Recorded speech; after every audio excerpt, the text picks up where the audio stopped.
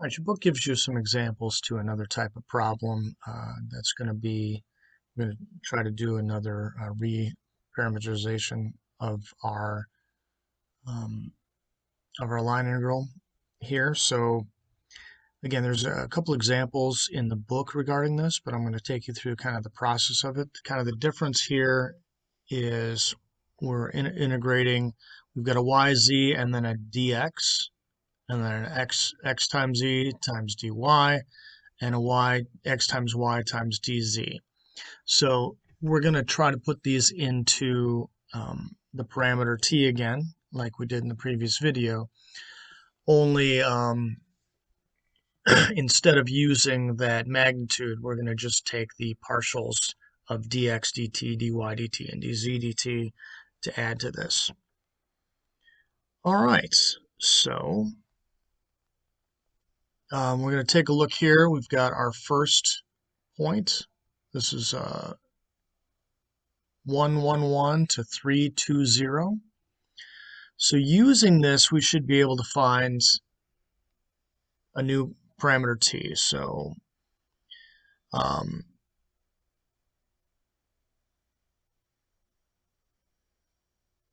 we'll let this one be our R1, our position R1, and this will be our R2.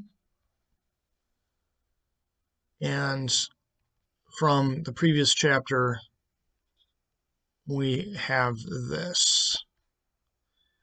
And so we have the first one plus our t times whatever the change in these other ones are. So we're going to take R2 minus R1. And using this, we will be able to find the new parameter for t. Now, our R1, we're looking at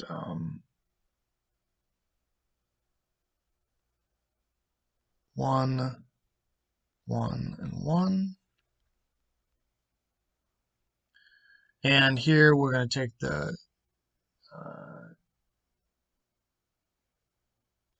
let's see, so that's what we're looking at, 3 minus 1 for our x part, and 2 minus 1 for our y part, and then 0 minus 1 for our z part.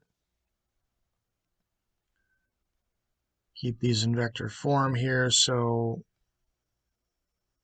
this is going to be 1, 1, 1 plus 2t, t, and negative t. And then we can do the addition here. So our actual vector will be 1 plus 2t. This part will be our x. And then 1 plus t. This will be our y. And then 1 plus a negative t, or 1 minus t. And that will be our z. So we have the three values there. Now we need to determine where t is going to go from what to what. We can take any one of these three, either x, y, or z, and use the points in them, the original and the terminating point, and find out where t is going to go. So we'll do it with x. So our first x value, all three of them, is just 1. So if we take 1 equals 1 plus 2t, because again we have x equals 1 plus 2t, and we make our t1, our x1, excuse me, then we have 0 is equal to 2t, which means 0 equals t. And our terminating part for x will be 3, so 3 equals 1 plus 2t, which means 2, not 2. 2 equals 2t, which means that t equals 1. So that means we're evaluating t from 0 to 1. And you can use either the y or the z, and you'll get the same values for these, provided that you use the proper points for them. So ultimately, our let's look at that integral C of our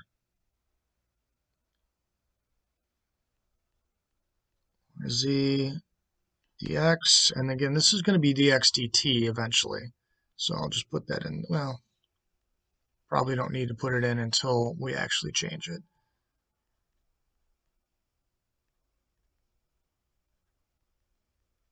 I think this was xy dz.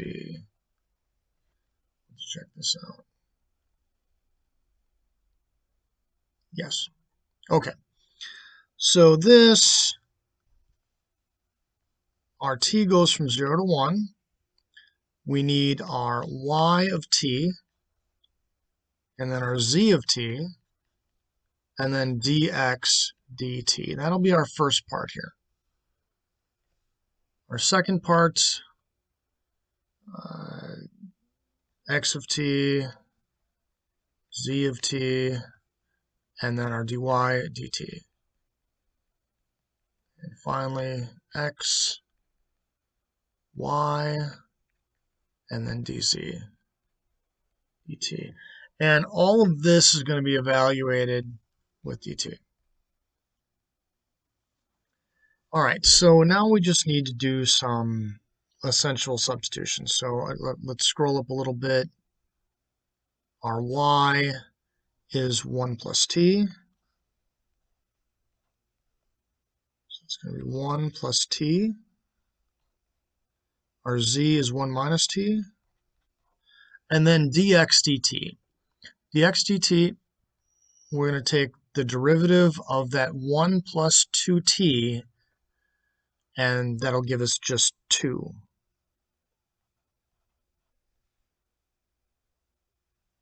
All right, so let's write these over here. So x dt equals the derivative,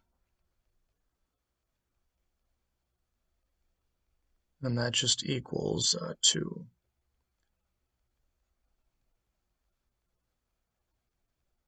And our y is 1 plus t, so that gives us 1. And our dz,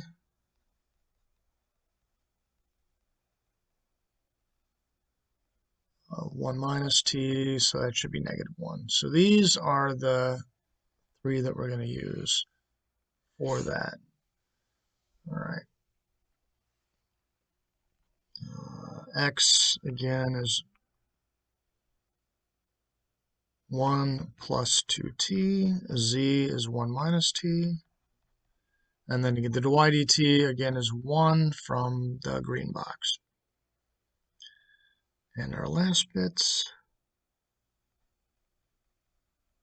we have an x, we have a y, and then dz is a negative 1. All of this we're evaluating with dt. Now we just need a little bit of cleanup here. So again, we're going to FOIL 3 different times, and then we'll put the 2 in a minute. So we have 2 times the quantity. It's 1. We've got a minus t and a plus t, so those go away. So this is going to be minus t squared.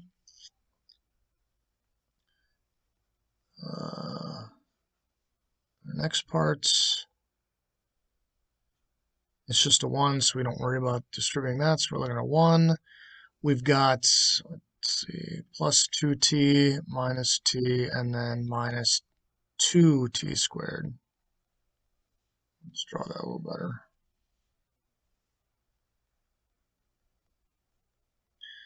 And our last one, we got a 1. We have a 2t, we have a 3t, a 1 more, which makes it 3. And then plus 2t squared, and all times negative 1. All right, more cleanup.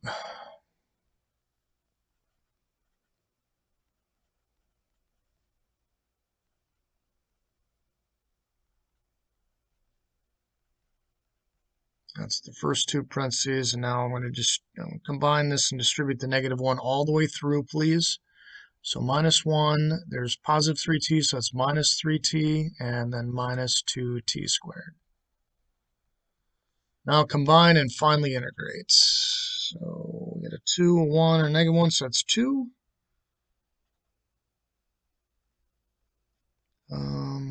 We've got, with the t, we have 1 and a -3, so it's -2t. And then t squared, -2, -4, -6. And you can leave them like this, or you can pull a 2 out. I'm not going to worry about pulling a 2 out right now. All right, so now we can evaluate this. So this is just 2t minus t squared, and then this is minus 6 over 3t cubed. And this is valued from 0 to 1.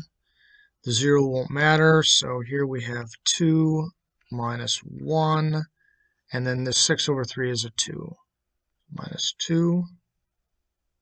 No, that's a 3. Pardon me.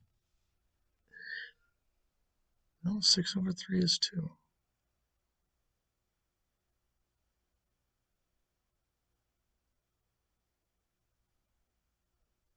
So 2. Oh, okay. No, it's 2t squared. That's right.